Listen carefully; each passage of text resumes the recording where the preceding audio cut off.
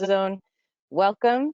We're super excited to have you tuning in. Sorry, I accidentally started the broadcast early, so you heard us chatting amongst ourselves a little bit at the front end of this, but we're super excited for this because it's the first time that we have done a webinar that starts to work with people before they become Jackson Scholars. It gives them information about the program and what it might do for them, right, in terms of helping them with professional development. Also, a tool to help universities understand the process, because we're going to talk about a lot of those things today. But we really wanted to make sure that anybody tuning in or watching this later would have the opportunity to meet Dr. Black. He is the president-elect for UCEA. And if you're unaware of how the process works, the incoming president-elect is actually the person who is the head of the conference planning committee and does a remarkable amount of work in the president-elect year to make sure that everybody's needs are being met, that the programming is strong, and that we're being responsive to the profession's needs in terms of what we do at our annual meeting. So I would like to introduce to you Dr. Bill Black. Well, good afternoon from my porch office here in Tampa, Florida, at the University of South Florida. And it's I'm really pleased that Angel and Holly invited me to come in and just say a few words. What you are embarking upon, I think, I hope you will find really useful, supportive, and professionally as well as personally enriching. Since the Jackson Scholars program began in 2003, we've had many alumni, some of whom have become presidents of UCA, and many of whom have gone into academic positions, who've gone into other positions of great influence in school districts, policy, and the kind of work that you all are doing now and will continue to do.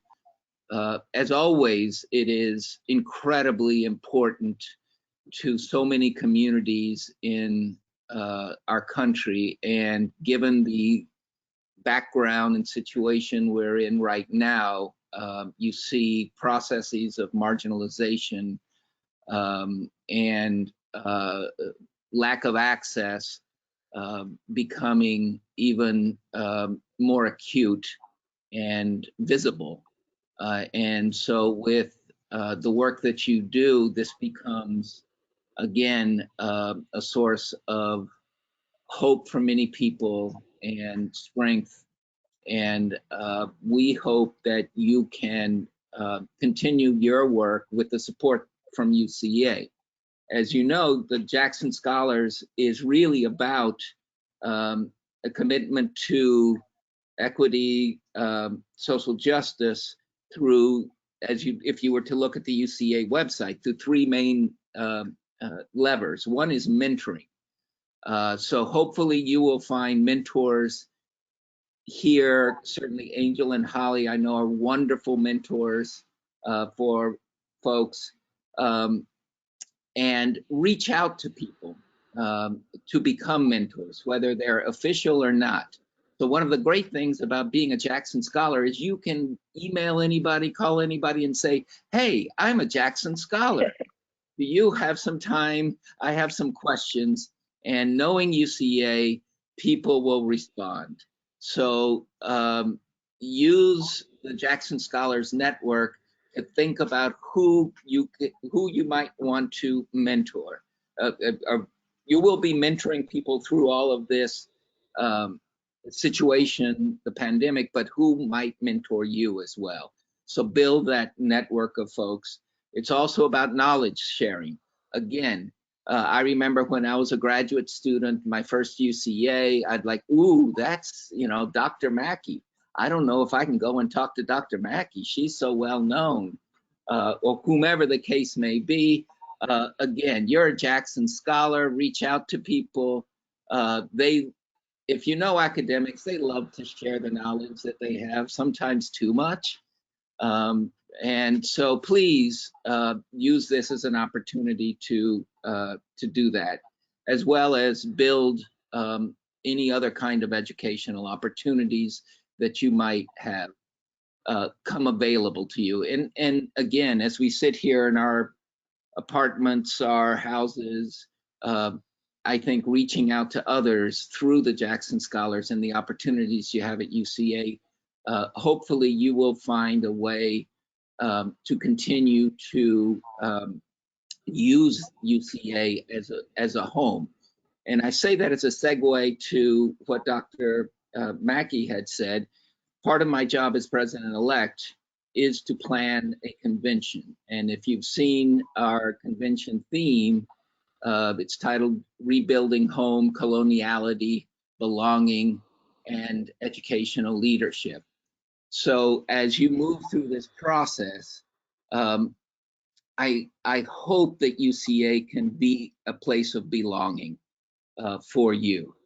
We had lots of discussions about that before even the virus pandemic came up. And what does it mean to create a sense of home that we're always rebuilding, that will always change and will change in ways that reflect many communities that have often been marginalized. One of the things that you may not know, I mean, here I am talking to you, I'm the first one that looks like this that's been UCA president since 2012.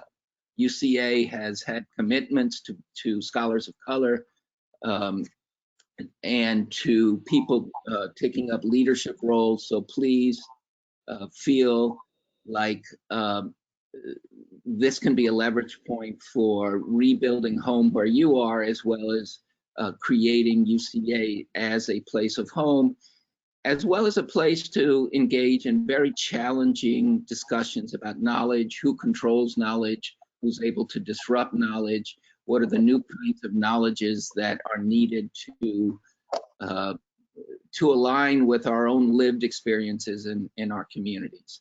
And so I encourage you to continue to do work that expands the field in ways that serve multiple communities in many very important ways that will always be an enduring effort for our entire UCA community. So I'm not sure this is what you all were looking for, but I did want to say hi and meet folks. And if I could be of any assistance going forward, please let me know. As you may know, we're in a very fluid situation in terms of the convention. We are discussing multiple options. And as of now, I can't say for sure we're doing this or we're doing that in terms of it's actually being held or in what format, but we're being very proactive in considering options that are safe and as well as generative for folks. So that's I wish I had more specifics, any breaking news to share with you, but I don't at this time. But again, welcome. And please let me know if I can be of any assistance going forward. Thank you so much, and that's exactly what we wanted. Right? And I think it's important to note, just for people who are tuned in or will be tuned in later, that it is the first time in a long time that someone like Dr. Black has been president, specifically because people like Dr. Black have tried to make sure that doors were opened to scholars of color who might not necessarily have had opportunities in the past. And so we were all very excited when we found out that you were the president-elect. And I know on your committee here, you have a former Jackson scholar. Dr. Wright is on your conference planning committee, isn't, if I'm not mistaken. Yeah.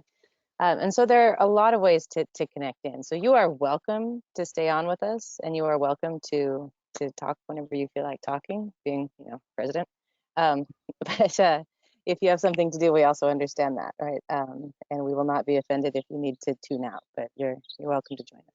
Well, thank you. I'll be on for a few more minutes, and then I'll probably head out behind some kids here in a second. So. And if you have questions specifically for Dr. Black, you can add those in and we can route them to him, or if we have the answers, we can get those too as well. But I do encourage you to use the network. And so what we wanted to do really with this webinar, and I apologize for my video quality. I was trying to stay out of the sun, but it's cold. I'm in Fargo, so I needed sun. Um, so please just bear with that. But we wanted to first tell you like what the Jackson Scholars Program is and why it is and why it matters. And then from that, then we're going to transition, and Angel's going to talk to you about what you can expect as a Jackson Scholar. What would that experience be? And that continues beyond just the 2-year cohort program. One of the things that you'll find is we have a commitment to Jackson Scholars from the first class of 2000 to current. And we are a very, very supportive group that likes to make sure we keep everybody involved and support them even as they transition out of our program. But the Jackson Scholars Program is named after Barbour Jackson. And Barbour Jackson was very, very well known for mentoring students in ways that were visible and obvious to everyone, particularly students of color. And you'll hear stories of Dr. Jackson walking down the hall and all these students just following her, right? And she always took the time, and she took everybody. She would talk to them. She would help work with them. She would try to help connect them with people. And so this is named after her specifically because that's what we wanted to emulate. And the program itself is a 2-year cohort program where you are nominated by your PSR and through the application process, and then we go through all of that. We have a board that governs everything that we do, and we make all of our decisions together and jointly. Um, and so in that, then the program is designed to pair you with a mentor. And we have a number of faculty mentors as well, and we have not actually put them up on the website, and I wish we would, because people like Dr. Black have been mentors for a very long time. And we've had a lot of success with people becoming mentors and then finding that it is something that they really enjoy doing. And in terms of the field, when you become a faculty member, you're probably aware by now, we have this research, teaching, and service component, and the service is minimized really in terms of our annual evaluation, in terms of tenure and promotion. And so all of our mentors are doing this out of really that third piece with service. And we don't have any mentors that don't give far more than what is required of them. And so we're very grateful for them. But in the program, the first kind of prong to it is partnering you with a mentor. And through your applications where you express your research interests, we also then have a pool of mentors who we're always getting new ones, but then we have the existing mentors with a profile of their research interests. And what we try to do, if you don't designate somebody specifically you want to work with, and just a caveat, sometimes a lot of people request the same person, so not everybody can get the person they requested. But what we do is we try to match up your research interests specifically with a faculty mentor who has a similar interest or has experience in that area. So then as we're mentoring you through the program, you can focus on your research and your topical areas and get more responsive mentorship than just a blanket, just as giving you to somebody that you don't know, that they don't know, right? They might not have anything in common with you, or might have very different philosophical values. You know, our mentors all have a very strong commitment to equity, a very strong commitment to the work that we're doing, and they know coming into it that our expectations are high and they almost universally exceed them, but always meet them. So we're proud of that piece. And so the mentoring is the first piece to that, and then we give you guidance in the first UCEA really about like how do you work with a mentor, and like how are you proactive, like you know what does it mean to be a good mentee, because we're not just about mentorship, right? We're also about menteeship and helping people better understand what it means to be a mentee and in a professional setting, right? And so through that, then we have developed a number of programming pieces that go with the program. So through your 2 years, in August, typically people are notified of their mentor pairing. And then we like to provide webinars as often as possible. We've been doing it now for about a year, just to help people prepare for their first UCEA, or people who are already in the program kind of remind them of the things that they need to be taking advantage of, or if you've never been to UCEA, what actually is there for you, because going to a conference the first time can be very overwhelming. So we try to make that as user-friendly as possible. So we start in the fall with webinars that really address, like, you're back in school, you have to juggle all of these things leading up to, how to prepare for UCEA. So your first formal Jackson Scholars experience, per se, as a Jackson Scholar then is at UCEA, where we have a pre-conference. And what we do is we usually invite some distinguished speakers to gather the group and give a couple of talks. And through that, then you get to see the entire network. And so I've always been really happy that we do the opening together, where you can see the second years and a lot of people who have left the program but still come to hear the speakers and all the mentors. And we do that, really to make sure that we have a convening. And then from that, then we also have a session that is intended to pair you with your mentor specifically and give you the opportunity to get to know one another. And that's actually the next day. But I think blanking on that one. I'm pretty usually it's the next day, isn't it? Yeah. And through that, then it's about an hour and a half long session where all of the new mentor class and all of the mentors are in there together. And we like to do an icebreaker, like to get to know people a little bit, and then really allow you that time to connect in with your mentor. And then through that, then we have some prompts that we work with and some recommendations on how to establish, right, the relationship with your mentor, and then the expectations moving forward. And then between UCEA and AERA, we've been doing webinars again, and then just finding different ways to keep people connected across that space, right? You can kind of get lost in that space. And then at AERA, we have a session that's a seminar, 4 hours long, typically on the Friday morning, where we bring in a panel of speakers, and they typically are former Jackson scholars or mentors who've been very, very active to help think through some topical areas that have either been identified as areas of need or things that we just know students are interested in hearing about. And one of the reasons that we pull from our pool of Jackson scholars is because we know that once people enter into the professoriate, they're doing some really, really good work. And it's easy to lose track of who's doing what and when and how and what that experience is like. So as part of the mentoring process with your formal mentor, we like to bring in the former Jackson scholars to talk to you about what their experiences have been and what you can expect, because it changes, right? So, for example, anybody who was in the class of 2000, right, when they entered into the professoriate, that was a much different experience than when I came in 2010 or when Angel came in 2 years ago. And so keeping it relevant and keeping it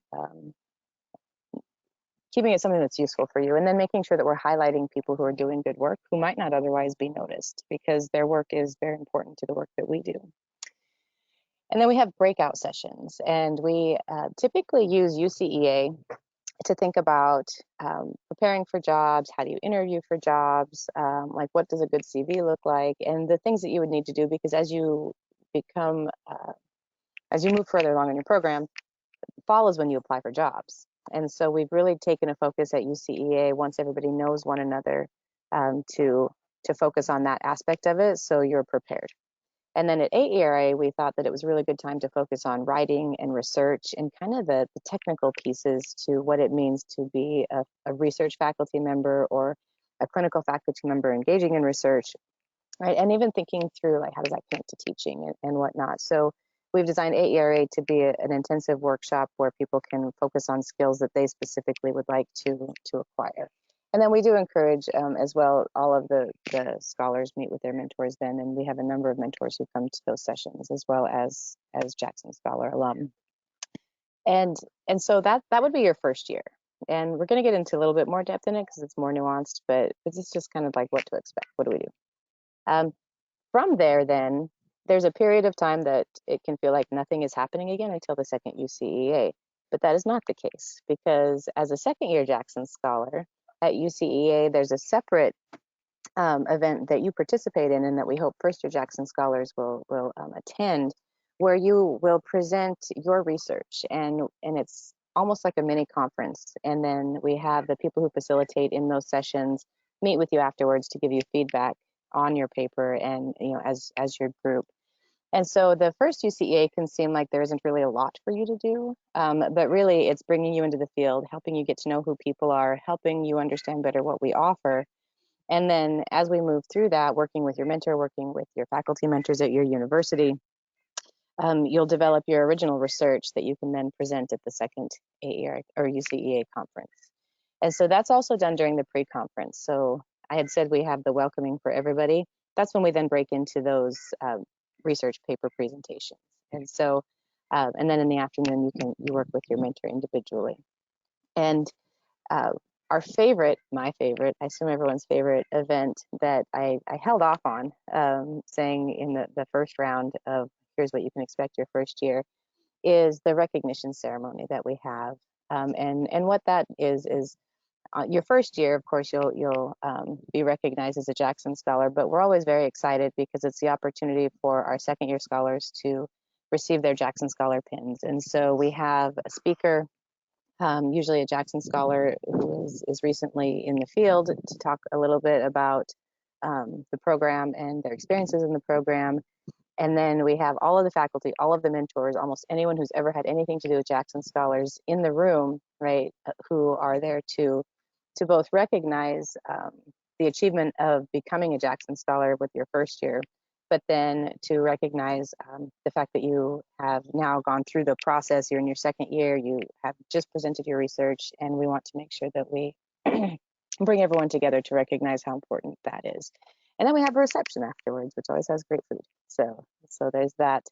And then again, we'll have more webinars in between and different types of opportunities. We're always brainstorming on how to do this better, how to be more creative, how to pull more people in, make sure that you have as much exposure as you possibly can to people. And then we go into the AERA seminar again, and that typically has the same form where we're really focused on writing. And so if you are about to enter the job market, you might want to work with somebody specifically on crafting cover letters, or how do you make sure that your vita looks like it should look. Or if you're in the dissertation writing stage, you might work with somebody who is going to focus on methodology with you, or all of the different areas that we break up into the small groups. So it's another opportunity then to come back in after 1 year of experience with it, a little bit further along in your program, further along in your writing, further along in your potential like career search, and then really focus in on what you want. And then theoretically, you're done with the program. Thank you, Dr. Black. But fortunately for you, you're not, because we never let you go. And so we would encourage you then, once you have completed your second year, to continue to attend, right, the welcoming, so you can welcome your Jackson Scholars in and attend our recognition ceremony. And there's never a time at AERA, if you are not a Jackson Scholar, that you would not be welcomed back. We have a number of alum who actually attend this session as well, because sometimes when you're leaving the program, you're not ready to get a job yet. You haven't started your dissertation. You might still be in coursework, and there are always things that you can use. And our goal is to not have a 2-year program that then cuts off and leaves you hanging. We really want to work with alumni, and Dr. Bass has created an alumni network to connect those folks in, and to keep the cycle going all the way through. So you can generally expect support and mentorship in multiple forms from multiple people. And then as the Jackson Scholars, sort of people who make the world go round, particularly Danny and Angel, we're really trying to think about how we can connect with you in between. So I'm going to leave it at that for now, because I want to make sure we get over to Angel's experiences and talking about what does that feel like as a student. And then when we come back, we'll talk about the process of applying, and then just kind of some philosophical things that we'd like to put in your head. Thanks, Holly, for that great introduction and overview of what I feel is the family that Jackson Scholars Network is. I wanted to first applaud everyone who is attending, who had the opportunity to attend today, to find out what Jackson Scholars Network is all about. I, like you, started learning about Jackson Scholars early on in my process, and the network and the family is so strong that I had a mentor who, before I was even a Jackson Scholar, before even actually starting grad school, reached out and offered to meet with me. So I learned how strong Jackson Scholars was as a network before even starting grad school. So that early access to the willingness that that person offered to be a mentor to me was so powerful and spoke volumes about how seriously and how seriously scholars and mentors are to committing to the actual network, and how well it worked because I felt like I hit the ground running because of her willingness to support me. So I just wanted to talk about being on the receiving end of the programming that Jackson Scholars Networks provides, and to say how it has benefited me over time, both professionally and personally, and how those two have, often connected as our work does. I'm sure as graduate students, you feel like your whole life sometimes is your doctoral process, and the programming and the classes and the responsibilities that you have to your advisor and your program, that becomes your life. And so when you have a space like Jackson Scholars, where it becomes like home and a sense of belonging, as Dr. Black mentioned, I feel like it gives you a sense of connectedness that can't be replicated and is so appreciated by scholars like myself when I was in the program, and then thereafter, even as an alum, I continue to appreciate the ways that mentors continue to help guide me through the process of being an early career faculty member. So the first thing to mention is the meaning of the access and the opportunities that the programming that Holly mentioned provides. In the moment, or going and leading into those conferences that she mentioned, AERA and UCEA, you don't often know what to expect. And so having a space where you can enter that will feel like home, one room that will happen during the course of those conferences, whether it's the 1,000+ people who attend UCEA or the 15 to 20,000 plus people who attend AERA, knowing that you have a space where you can feel comfortable and you can call home, and when you walk in, everyone there is on your team helping you get through your doctoral process or your early career process together, and everyone's on your side to help you, guide you, and lead you through that process is very comforting. But it also serves as social capital, right? Because you know that the information and the opportunities and the access that they're providing you, whether it's pros and cons to your approach to your research, or tidbits and tips on how to apply for your faculty positions, all of those serve as capital that you can use that help guide you to access that you may not have had in the midst of the many people that join. So everyone's there working together to disseminate their research and grow their research program, but knowing that you have people on your side as a part of the network, the co-scholars, your peer scholars, and also your mentors who are there to provide insight and insider ways to accomplish those goals that everyone's there to achieve, makes you feel like you're in the right place, that everyone there is cheering you on, and they will give all that they can, whether it's from their experiences of what worked well and what didn't work well, or access to opportunities that they know about, like job leads or research opportunities, grant opportunities. The fact that you can go to one place in those spaces and have someone share that with you and willingly share that with you is so important. And to know that they're doing that because of their commitment to equity in the field of educational leadership and the faculty there, then that is really an important aspect to consider as you consider applying to become a Jackson Scholar. So those opportunities are there, and they're given in a way that is very willing, and they're very humble in their approach. They're very approachable, as senior scholars and as faculty members.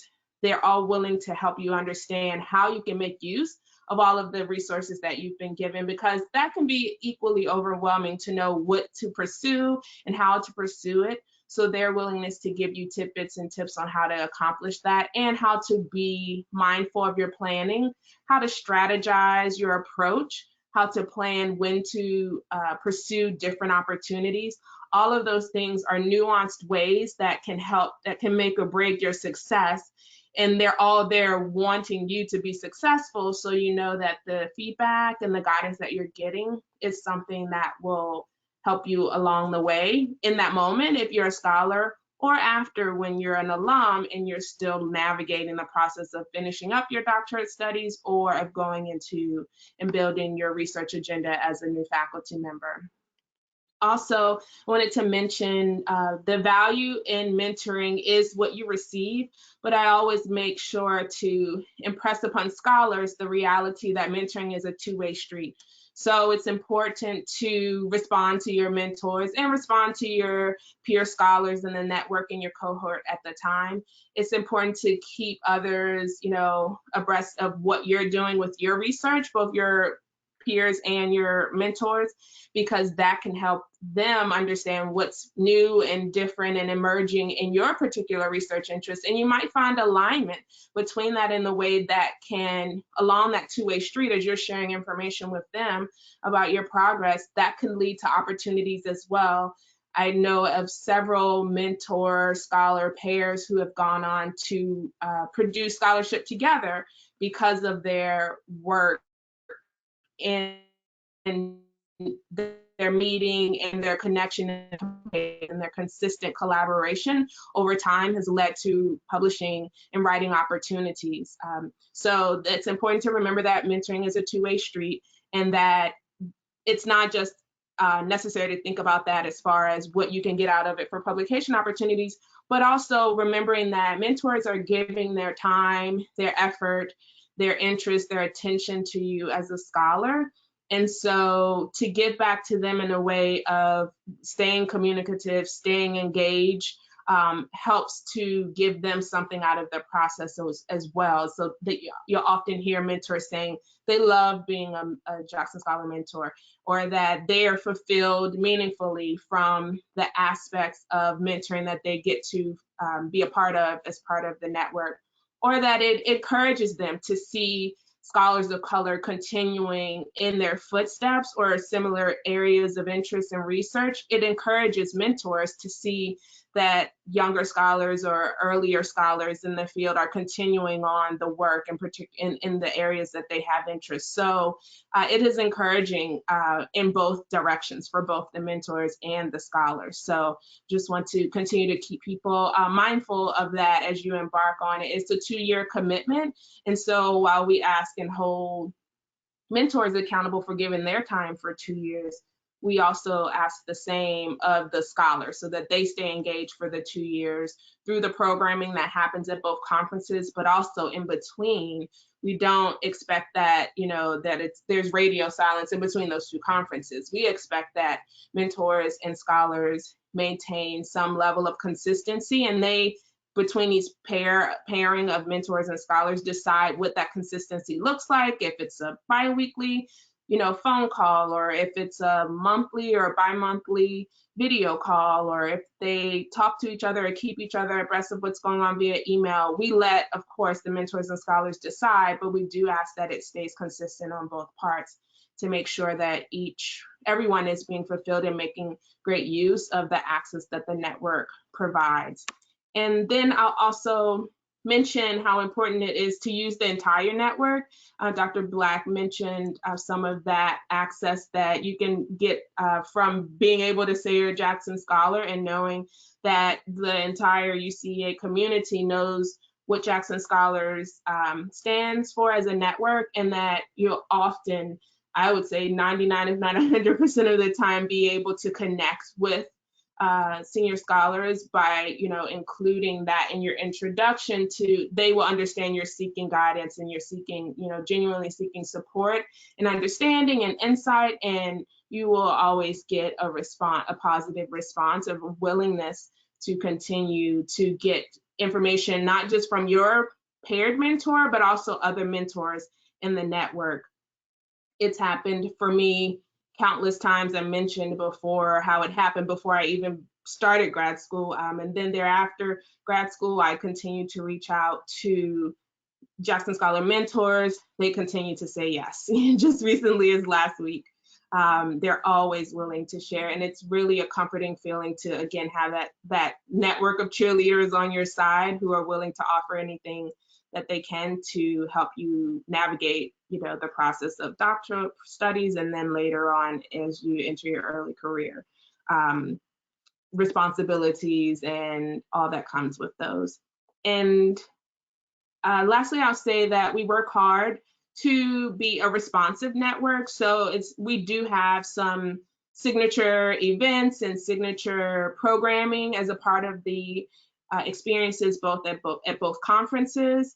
But we also try to hear from scholars and understand, as Holly mentioned before, that what was important in 2000 and 2010 and 2020 may not be, as pressing, or may not take precedence over what scholars need access to understanding and resources as time goes on. And so as each cohort comes in, we ask to hear from the cohorts to say what's on your mind, what's affecting your scholarship, what influences your research right now, and how can we as a network provide opportunities such as this webinar and other webinars and other programming and other opportunities. What can we do to support you where you are now? So we don't take this as a prescriptive program that only does, the same things. We change what we do to respond to the needs and the desires of this cohort of scholars that join the network every year. And so that's how this webinar series came about. That's how our other program, we now have a social event that happens at UCEA. We change that every year based on what scholars are interested in. It's been everything from a flash mob to a 5K that we have, had the opportunity to share with the entire UCEA community. But we are responsive to the needs of the cohorts and to students. Jackson Scholars has a strong network and programming plan, but we also have the strength in being responsive and hearing out what other scholars are interested in and what they need. So that has led to publication opportunities. We offer a yearbook to allow a space for students to join with their mentors to write together. That has been a responsive approach to hearing from what scholars need. So we continue to want to hear what scholars want year by year, and then decide how to make that opportunity available to them. It's what dictates how we offer fireside chats, which are informal conversations at UCEA, and who we invite and what perspectives they bring to the table. That changes annually as we hear from the network. So we don't exist without you as a network. We have a strong, cohort of alum, but we continue to need the energy and the engagement from the scholars and future scholars that we hope you all will become. So we'll talk more now about the actual process so you can understand how to be a part of this family. Okay. And yeah, I forgot about the social event. Those are fun. Actually, those are a lot of fun. They are. When they're not 7 in the morning. So I want to touch on a couple of things. So as we had said, it is a 2-year commitment, right, from you. And if you are interested in becoming a Jackson Scholar, all universities are eligible, but not all universities necessarily participate in the program, or not consistently, right? Because some of it is dependent on funding. So I want to add one thing. All UCEA member institutions are eligible. Yes, sorry, all UCEA member institutions. And so what the application process looks like, it's online, and Danny has both the mentor and the scholar applications ready. And I don't know if they're live, but if they're not, they will be soon. And so you need to contact your PSR, your plenary rep from your university, to nominate you if you're interested. And I would tell you now, we don't have a limit on the number of Jackson Scholars that a university can nominate, but the university in nominating is committing themselves to a financial responsibility. So when you're nominated, there's a process in there by which your nominating person will commit to, at minimum, we ask $1,000 per conference to help you set, with travel expenses and making it possible for you to attend the conference. And there's a number of ways that this plays out. Some universities actually give more, and some universities have different ways that they fund it. Sometimes people are through grants, and then sometimes you might have a different sort of arrangement, right, to be a Jackson Scholar. So there's too many different ways to think about this than we can cover in one webinar. But suffice to say, we expect that the universities will financially support you in part to attend all 4 conferences for 4 years. So when the university nominates you, that's actually a testament to their belief that you will not only benefit from it, but it's a good investment on their part, that you are a good investment for them. And so I would encourage you to start talking early. You can see on the website who your PSR is if you don't already know that. But there's an application process, and as clear as you can be with that in terms of what your research interests are, the better we can be responsive in pairing you with the mentor that best suits you. And I wanted to touch back on, Angel had said there's a commitment in this from on, we expect a commitment from you for 2 years, and then the 2 years with the mentors. But in addition to your assigned mentor, right, you also end up getting the Jackson Scholar Network, like dream team, as I like to think of it, mentoring you as well. And so the process is very straightforward, but we do ask that the PSRs do the nominating so there isn't confusion between multiple faculty members or multiple people within a university who might not have the ability to commit the funding to support you, be involved in that process. So your PSR is the person to go to for that. And then the board meets and we do all of that stuff. So that's a really straightforward process with that. But on the philosophical side, I'm just going to take a couple more minutes here. I don't have a week, right? So or a day, right, that goes by that I don't have Jackson scholars texting me or calling me or asking to meet. And I think it's an additional support network. So when Angela had said we have these formal programming pieces, but we have all of these informal ways of connecting and meeting. I know I get things from Jackson scholars where sometimes they just need to vent about, like, they're stuck in a research paradigm, or they're this or they're that, or I have Jackson scholars who will text me little snippets and passages and, like, does this sound right to you? Or they just need to think about, like, how can I better connect with people if perhaps you're not outgoing, or you're not quite confident that when we say you can reach out to anybody that you really can. And so that piece to it is for us very important, because we're all very, very committed to your success and making sure that you have what you need through that. And those informal mentoring pieces can be just as important, or connecting you with other mentors, right, who can supplement what your assigned mentor is doing is something that we've seen a lot of people will get together and, like, kind of create these kind of mentor teams at conferences because they're all kind of working on the same thing. But then we're also the people at a conference where, as Angela said, you have a home, right?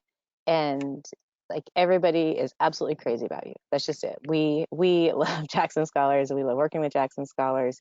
If you have been to UCEA or AERA, I'm sure you've seen us meeting with people. And I know at AERA, my favorite part of AERA is just sitting in the hallways until wee hours of the morning, just talking, right? We get in these groups and we just talk, and it's really generative.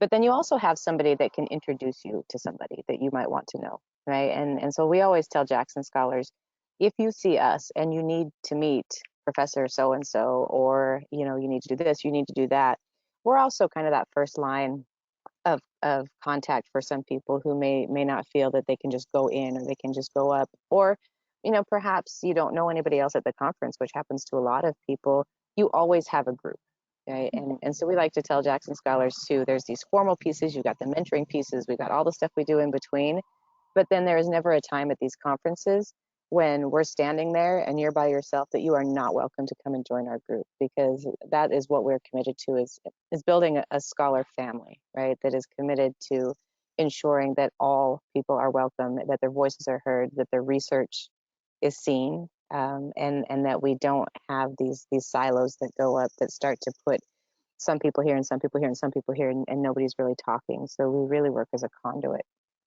for people to get together. And so I would encourage you, if you're interested, very basic nuts and bolts pieces of this, right? 2-year program, 2-year commitment, and contact your PSR. And then on the UCEA website are the application links where you can apply. But you cannot apply if you do not have a PSR nominate you. We don't allow any independent independent applications. And the reason for that is because, when people are trying to establish their careers or seek help, we already know that you're graduate students, and so you're probably paying for school and you're paying for life, and these are really good opportunities. But because we focus on the most disenfranchised groups, right? The people who may not have even been in the room 30 years ago, we don't want to put that extra burden onto you. And so we have a number of people who are very happy to self-pay, right? To become a part of this program, even if their university won't fund it. And we would just like to discourage you from just volunteering that up, because that's then pushing additional burden onto you when the purpose of this program is to better support you, and we don't want to overburden people by taking that responsibility on. We have about 15 minutes left, and Angel, certainly add something if you want to add something to that. I had forgotten about the fireside chats, right, as well, where we have programming along with Graduate Student Council. They do a lot of programming. We have our own session that we have in there. Did you want to add anything, Angel? Yes, I think what comes to mind as I listen to you talk about is also a product of the network and joining with peers who are in the same steps or at the same steps that you are. When you come into the Scholars Program, you have a year or two of coursework under your belt, and that the next few steps include finishing your dissertation and getting a job in faculty. That's what we're encouraging, and that's what we want to help you accomplish as a network. And so I often, pose back to scholars and, early alum, it's a network, it's the Jackson Scholars Network, but is the net working? So the net is the collection of people that you just spoke about, Holly, that are always on your side, that, is the strength of it.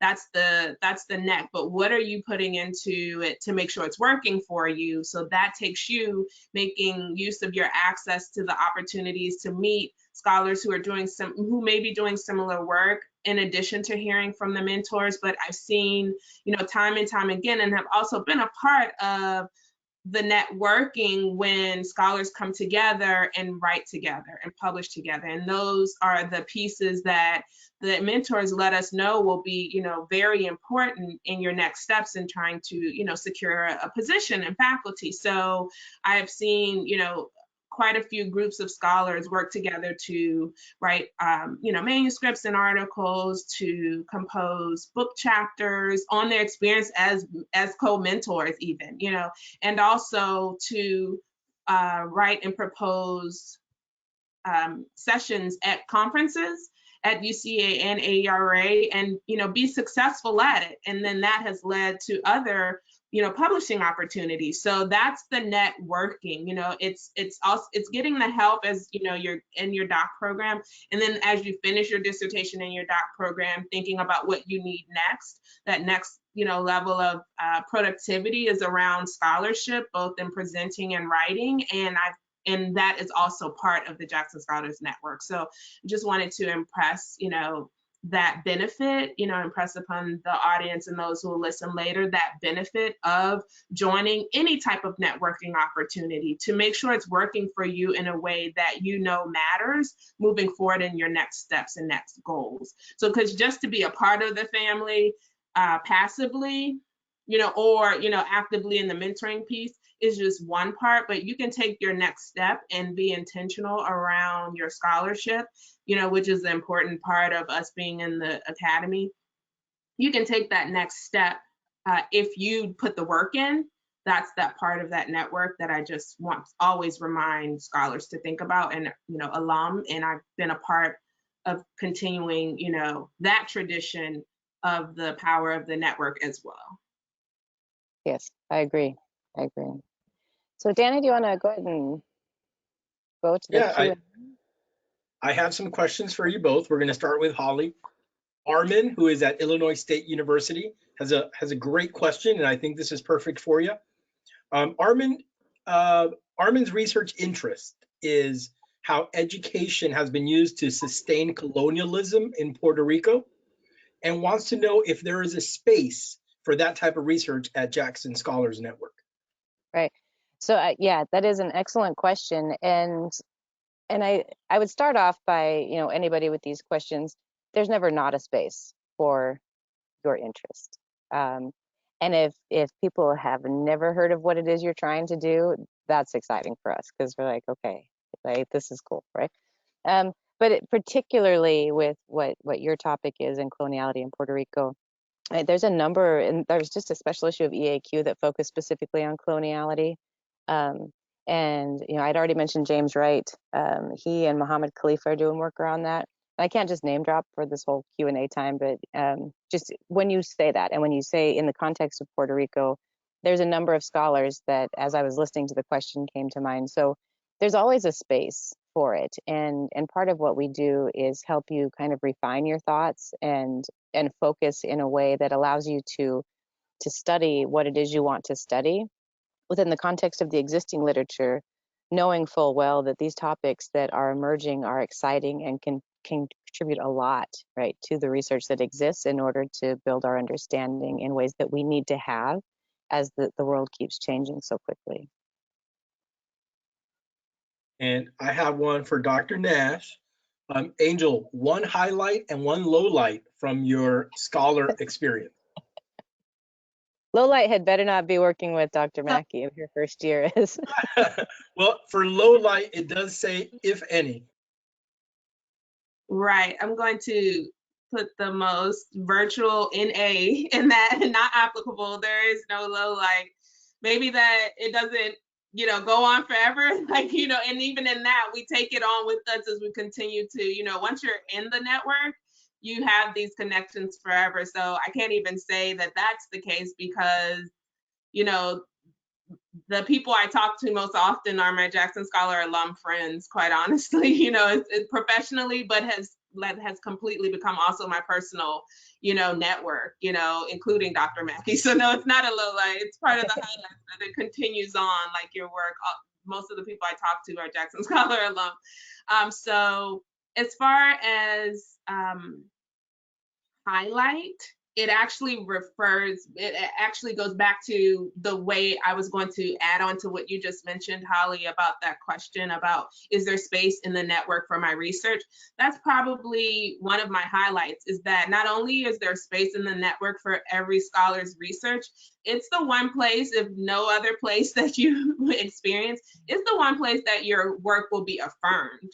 So that is a highlight, because just when you think, am I the only one caring, concerned, committed to this cause, to this cause through my research, Jackson Scholars Network is the room that you will enter where you will find one, if not many, scholars, peers, senior scholars cheering you on and telling you not only is it their space for it, but it's needed. Continue on. What can I do to help you continue that on? And I've had that affirmation in a space of the network is so important as a doctorate student and as a early career scholar, when you question every keystroke you make on your laptop. You're like, is this right? Am I doing this? And you have a whole network saying yes, and please continue on. They're pushing you, from behind or beside you, saying, let's do this together. So that's a highlight, that the network affirms your work.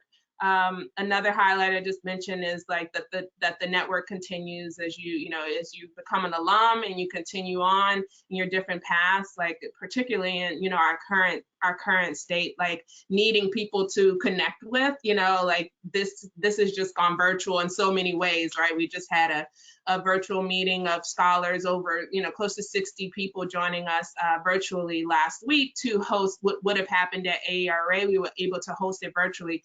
The network, Jackson Scholars, on the programming side, was committed to still providing that opportunity and that access. And, people needed it. Current scholars needed that space, and we provided it. And that virtual network has continued in small ways. Weekly, probably twice a week, I'm online, writing, meeting, planning, strategizing, venting with Jackson Scholar, colleagues and alum. So the highlight is that it has become my space that I feel like it was that when I was in graduate school, and it has continued to be that space where I feel affirmed in my work, supported in my work, and that I feel like I will be successful, because of my connection to the scholars and the mentors, and I rely on them equally. I think I could count on two hands how many Jackson Scholar affiliated people I've talked to this week alone, Right. so it continues. So yeah, that would be the Well, highlight. and I think to just to add to that a little bit, there's also a humility piece, right? And I think, when we're in grad school, we think we know a lot, and we do question a lot, and many of those questions should be asked. But it's also a place to really get a better understanding of the nuances of what you don't understand. And what our program offers is a place where you have a lot of people who appreciate humility and are not afraid to be wrong, right? So they're not afraid to have conversations with you where you're saying, well, why? And I might say, you know what, I hadn't thought about it that way. And I think that that's a kind of a scary psychological academic space to be in. And beyond even going back to the first question, we're not insular, right? And so the Jackson Scholars Network, here's what we do. But we know consistently, when Michelle Young was the executive director of UCEA, and now with Monica as executive director, we also have a tremendous amount of support from the executive director, from the executive committee, from PSRs. And so it's also a way to not only have your work affirmed, but have a vehicle through which you can get it into the broader field, knowing full well that UCA leadership also will affirm that work. Holly, a question about who can apply, meaning if you're done with your coursework and you're working on your dissertation, can you still apply? Like, what are the requirements for that? Yeah, that's actually a really good question that I should have gotten to. So typically people apply at the end of their first year of coursework, right? And then they're in the program. Then it's dependent on your university. So if you're in your last year and you can't do the full 2-year commitment, then that would probably not be beneficial to you, nor would it be beneficial to the mentors. But we have the Clark Scholars Program, right, through UCA AERA. And so if you're far enough along that you cannot put in a 2-year commitment, then I would encourage you to speak with your PSR about potentially becoming a Clark Scholar if that's where you're at.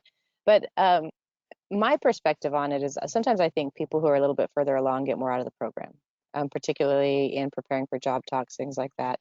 So we don't turn people down if they're further along in the program, as long as they have the full 2 years that they can commit into that program. So as long as, if you're graduating, was it 22, right, then it would still work for you. But if you're going to be graduating within a semester or 2 semesters, it really isn't something that's going to be all that beneficial to you. But you can come hang out with us anytime. We'll still work with you. I have a question for Dr. Nash from Ramara. Were you able to publish with any of your Jackson Scholar peers? Yes. Yes. And mentors, and yeah. You want to elaborate a little bit? Okay, I didn't know if you wanted me to. Yes, like I am in the process, I should say, of publishing with several, 4 or so, in different ways. So, some co-authored just with one other Jackson Scholar alum, and then another group of alum we presented at UCA together and are planning for and writing now. And then another I have worked with and planned with and presented with in CSLEE. And then I also am publishing with my Jackson Scholar mentor, like my paired Jackson Scholar mentor, because our research interests aligned and our work and research and scholarship aligned. So we've been able to write together as well. So yes, I have made meaningful connections that have led to scholarship within the Jackson Scholar Network, both with co-scholars and then also with my mentor. Thank you. It's almost that time, but I have one more question for you guys. one tip for maximizing or making our mentor-mentee relationship extremely productive and successful. One tip.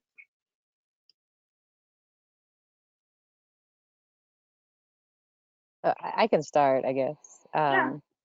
So from a mentor position, and it's like here it's something that I have thought has made my relationships work well is being prepared. Right. So when you are prepared, that means a number of things, right? Knowing what it is you want to talk about when you are arranging a meeting or you know you're going to meet. If it's writing feedback, being prepared enough to send the piece of writing, a week ahead of time, so your mentor has time to actually look at it before giving you feedback. Where I find that it's less successful if you feel that you are on the needing end and somebody is going to meet your needs. When we really structure mentorship as a reciprocal act, and so being prepared means showing up, knowing what you want, knowing what you need. And if you don't need anything, it's okay to not need anything, right? Sometimes if you just need some guidance or you have some questions, but I think it's very difficult when you say, well, I don't know if I want to study the geopolitical state of sub-Saharan Africa or the tsetse fly, right? And then so then as a mentor, I've been left in this conversation of I have no idea how to even guide you towards literature that could help you. I have no idea like how. So then the conversation becomes different. And so for me, that would be the number one tip is just always being prepared if you want to get out of it the most that you can get out of it. So I would add to that, and I would echo, I agree with Holly completely about being prepared, and say to echo also what I mentioned earlier about making your net work. So fully engage is what my tidbit would be, to continue to fully engage, not just with your mentor, completely engage with your mentor, but also fully engage with the other resources that you have in the network, which would include your peers in your cohort and the cohort above you. And, as you become a second year, the cohort that enters after you, but also fully engage with the other mentors. So I mentioned that I am writing with my paired mentor, but I'm also writing with other mentors who are in the network because I fully engaged. I, put myself out there humbly and vulnerably to ask, for a direction that led to conversations, which led to productivity and writing as well. So I would say fully engage in the full network.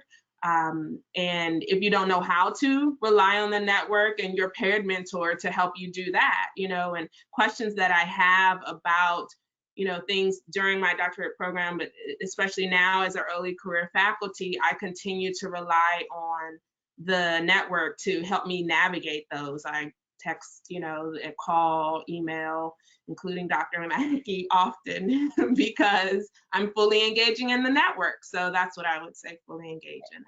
And we're learning from y'all too, right? So I think that that's important for you to know that like I spent all week learning how to use Adobe Spark, right? Because Angel is using it and showed me something, and so don't assume that we're not getting just as much from you as you're getting from us. So I think like fully engaging is probably the most critical thing that you can think about doing. Okay, I'm going to go ahead and add a little bit of information, and then I'll send it back to Holly to say goodbye to everyone. Holly answered the question about what to do next. She said to contact your PSR and get the ball rolling. I will add this tidbit. If you look on the UCEA website, you can find information on the application, the memorandum of understanding. I just want you to know that might change. And we are not live yet. Our application process is not opened, and we're looking for maybe like a mid-May, no later than mid-May for that to go live. Okay, if you look at the website now, just be aware that will change most likely, and you want to make sure you look at the final version. And then the other thing I was going to say is that this webinar will be on the website if you want to listen to it again, or if you had any sort of audio issues, or if you want to recommend it to any of your friends, please do so. And we will have an amazing webinar for you in May. and be on the lookout for that information. Great. Thank you. Yeah, and typically, is it like early June is when the applications are due? Typically, early June, June 1st, around there, applications would be due. Okay. Well, thank you all so much for tuning in, and I know everybody is probably really tired of sitting in front of a computer I'm right sorry, now. Holly. I apologize. If since we are delaying the live applications, that June 1st deadline would probably be pushed back as well. Just a couple weeks, but Okay. you'll find out more about that. Okay. Yeah, so we know you're tired of sitting in front of computers. We're tired of sitting in front of computers. But this is something that's really important to us. And Danny has done a really good job getting all of these things set up and continues to with the webinars. And we hope to actually have him lead a webinar at one of these points as soon as I learn how to field questions, I guess, because I don't know how to do that part. And if you have ideas for webinars that you would like to see, even if you're not a Jackson Scholar, because our webinars are open to all graduate students. It's open to all people, whoever wants to watch them, but we send out the invitation to all graduate students because we think that what we do is important enough that all people should have access to it. If you have ideas that you'd like to see, feel free to let Danny know about that. But I also wanted to take a minute. We have a formal structure, right, where people are recognized, and Angel is not ever formally recognized on the website or in any of the things that we do, where when she was a graduate student, she was a GA for Jackson Scholars and did the work that Danny's now doing. But since graduating, she's never left the program and continues to really help guide and shape and lead the program in remarkable ways. And so I always like to take the opportunity when we have it to just point out that all of this happens because people care. And I think that it's important that we recognize when people care enough to do this much, where Angel is not actually being compensated as an associate director. It's really her going out of her way to make sure that everybody has the opportunities that she was able to have. So thank you, Dr. Nash, and thank you, Danny, and thank all of you for tuning in today or at a later date. Well, thank you for allowing me to stick around. You, Monica, cannot get rid of me. That's just it. So we don't want to. We don't want to. See, it's once a Jackson, always a Jackson.